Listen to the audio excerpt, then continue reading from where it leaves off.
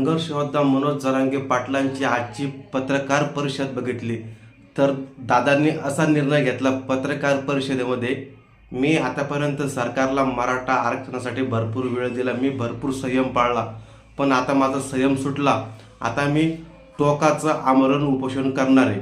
आता टोकाचं उपोषण म्हणजे कसं, न मंडप ना सावली. तर दादा असं उपोषण करणार आहे की कडक उन्हामध्ये बास टाकून पायात चप्पल बूट न घालता बिना अन्न पाण्याचं दादाने उपोषण करण्याचा असा निर्णय घेतला, असा टोकाचा दादाने निर्णय घेतला.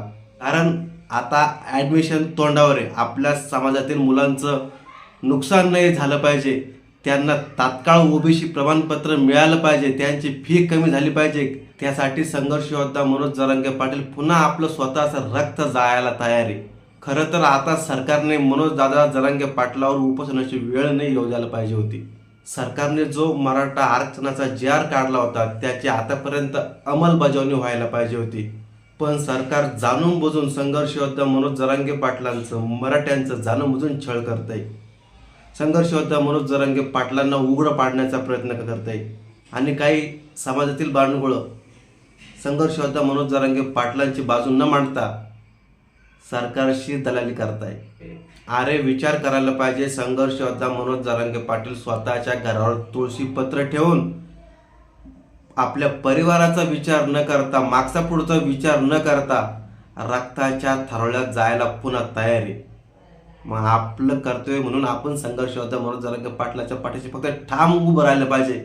4 पैशासाठी केवळ समाजाशी गद्दारी केली पाहिजे, हे कुठेतरी आपल्या समाज बांधवांचं चुकतं.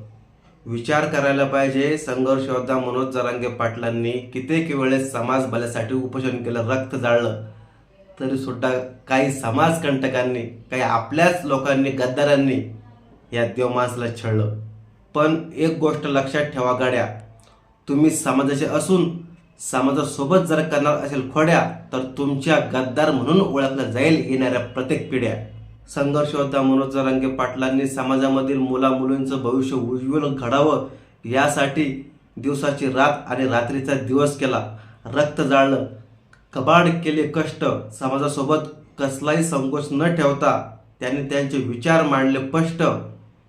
एक समाजाचा घटक म्हणून दादा, तुमच्याशी आम्ही कायम राहू एकनिष्ठ.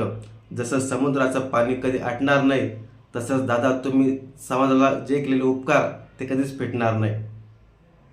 जय शिवराय.